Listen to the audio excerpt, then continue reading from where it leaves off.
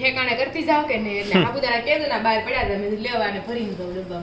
હવે આને શું કહેવાય ની કમેન્ટ કરજો શું કહેવાય. તો તમને ખબર છે સાપ આવ્યો હતો આપણી શેરીમાં?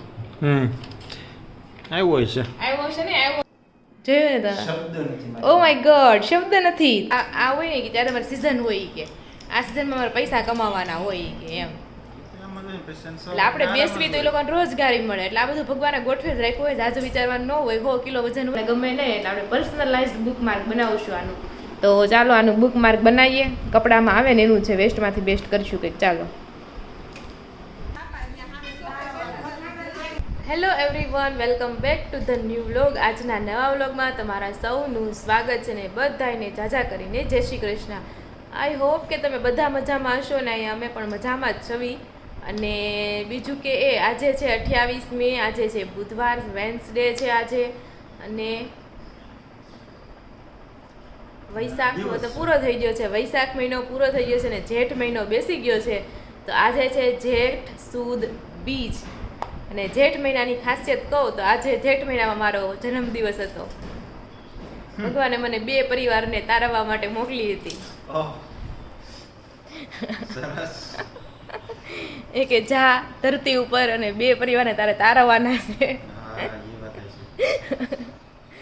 એટલે મારું અવતરણ થયું. તો એવું છે. તો ટૂંક જ સમયમાં મારો હેપી બર્થડે આવી રહ્યો છે.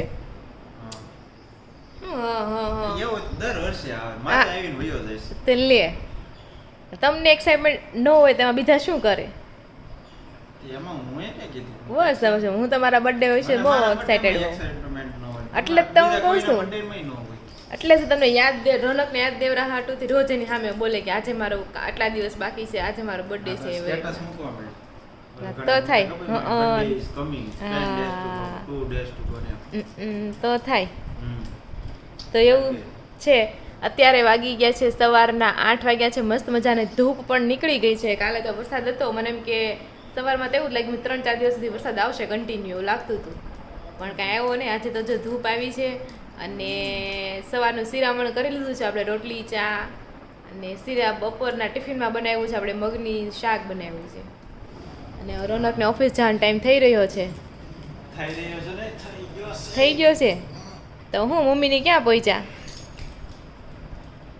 કેદારનાથથી રિટર્ન થયા છે 5-6 કિલોમીટર હાલ્યું કીધું. ઠીક 5-6 કિલોમીટર હાલી ગયા એમ. કેટલા હાલવાનું ચાલુ કર્યું?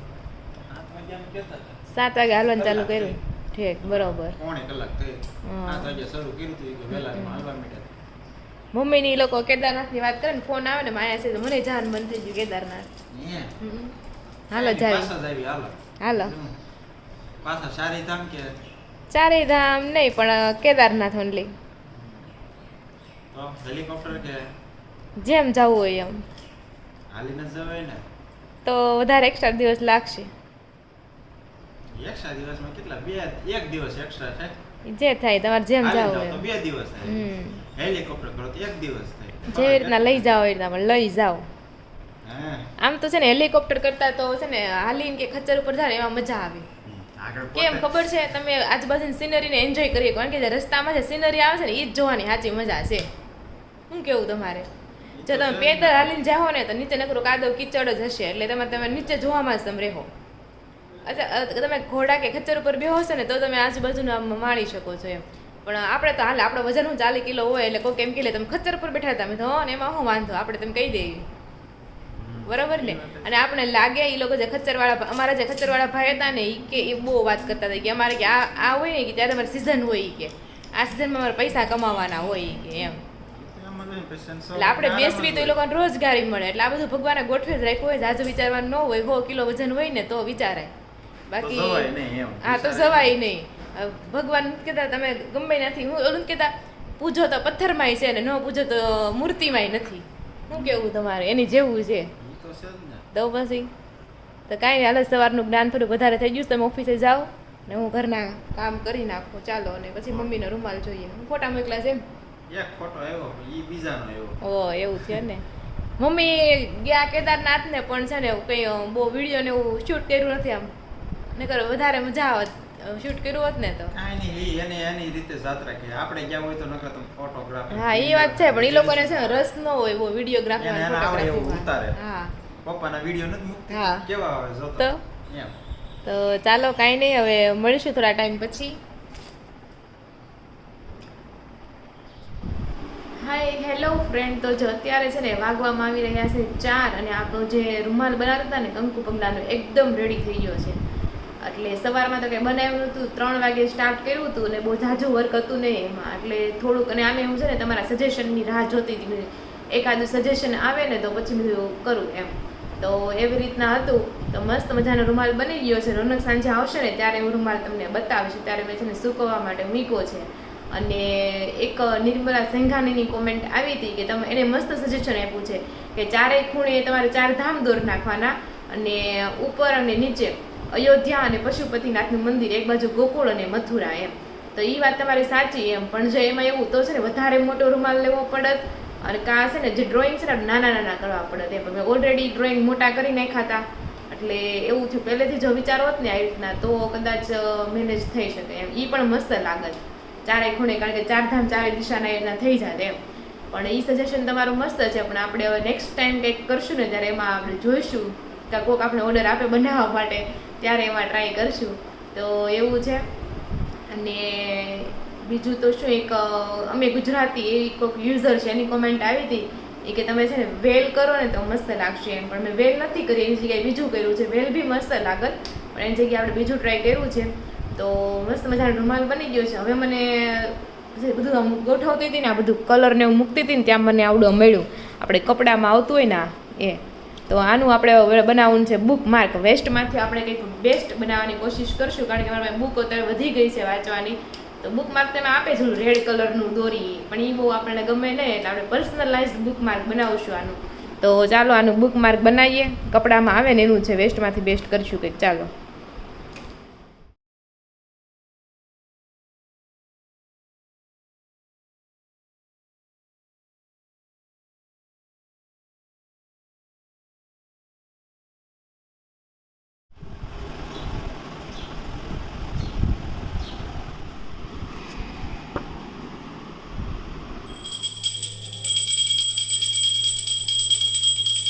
તો હેલો ફ્રેન્ડ, વાગવામાં આવી રહ્યા છે 8 વાગી ગયા. આજ તો બહુ મોડું થઈ ગયું ને. સંજયભાઈ ઘરે આવી ગયા છે અને જમવા માટે બેસી ગયા છે. અને આપણે પણ ક્યારનું જમી લીધું છે.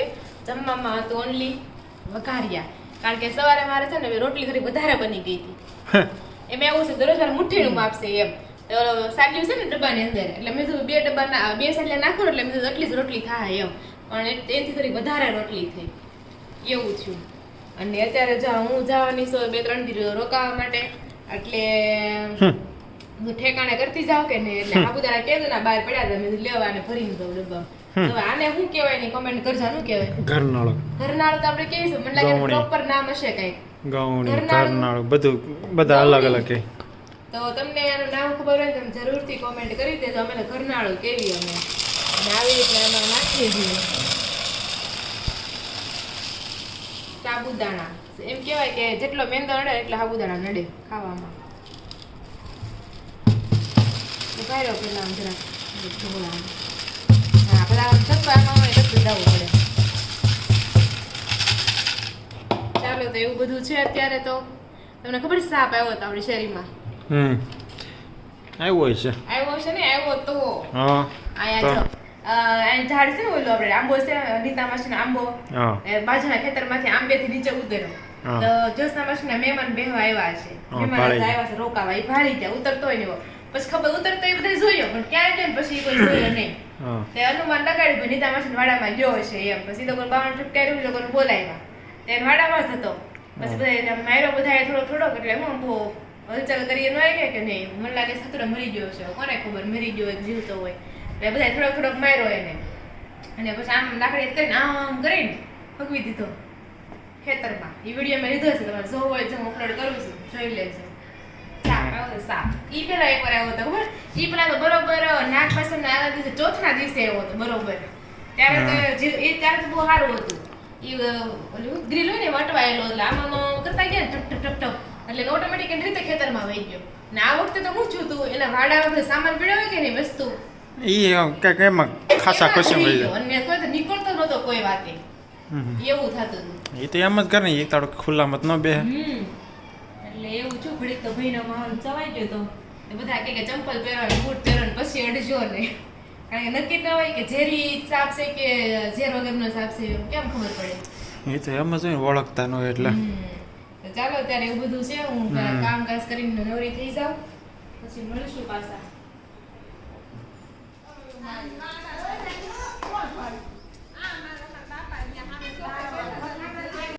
હેલો ફ્રેન્ડ, તો વાગવામાં આવી રહ્યા છે 8:45 અને ઘરના કામકાજ કરીને આપણે ફ્રી થઈ ગયા છે હવે.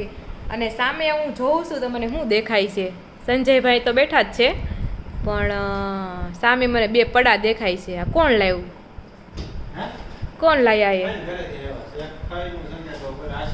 થોડું જોરથી બોલો, ક્યાંથી આવ્યા છે? હું નજીક ને હું થાકી ગઈ છું કામ કરી કરી. પડા તો દેખાય છે અહીંથી, અવાજ મોતરક મોટેથી બોલો એમ કહું છું. એટલે શું છે એ પડા?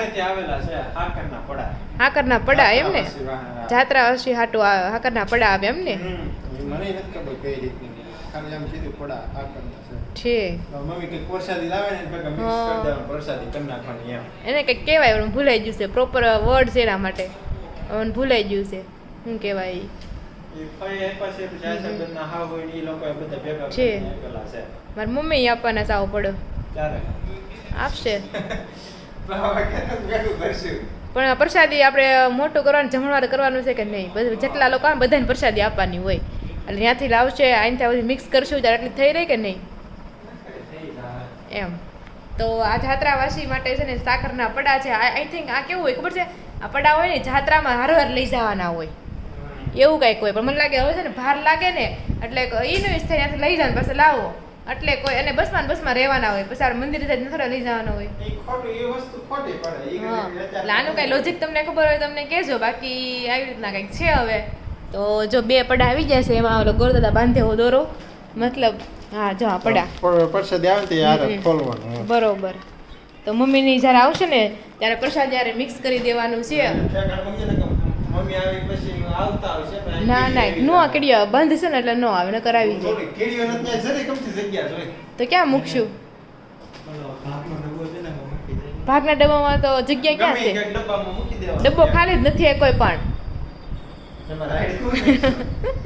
તો હું તો ખાલી તમે કહેશો મૂકી દો, પણ ક્યાં મૂકવું? ડબ્બો ખાલી હોવો જોઈએ ને. ક્યાં કીડીઓ? હવે લગભગ કીડીઓ ન આવે કારણ કે વરસાદ આવી જશે ને એટલે. આ ચણા ભેગું મૂકી દો, લ્યો ચણાના ડબ્બા ભેગું. એમાં બસ કંઈ છે નહીં ધનેડા બનેડા નગર પાછું ચણા ભેગું પછી હાકર હાલે ને હાલતી જશે ને. કોમેન્ટ કરીને કહે કાલ બદલી નાખશું બીજું હું એવું બધું છે. તો ચાલો તમને આના વિશે કંઈ ખબર હોય તો તમે જરૂરથી કોમેન્ટ કરજો. હવે થોડા ટાઈમ પછી પાછા મળીશું. તો હેલો એવરીવન, વાગવામાં આવી રહ્યા છે 9:15 અને આજનો રૂમાલ તમને બતાવી દઉં ને રોનકને પણ આપણે પૂછીએ કે કેવો બનાવ્યો છે એમ. તો જો આજનો રૂમાલ કંઈક આવો છે, જોઈ લો. ફાઇનલ આપણો લુક આવો આવી ગયો છે. વેલકમ જાત્રાવાસી. અને અહીંયા છે આપણે અયોધ્યા, યમનોત્રી, ગંગોત્રી, કેદારનાથ, બદ્રીનાથ, ઉત્તરાખંડના 4 ધામ છે. નેપાળનું પશુપતિનાથ મહાદેવનું મંદિર છે. ને આ સિવાય મમ્મીએ જે સ્થળ વિઝિટ કર્યા હતા ને એ સ્થળના નામ લખ્યા છે.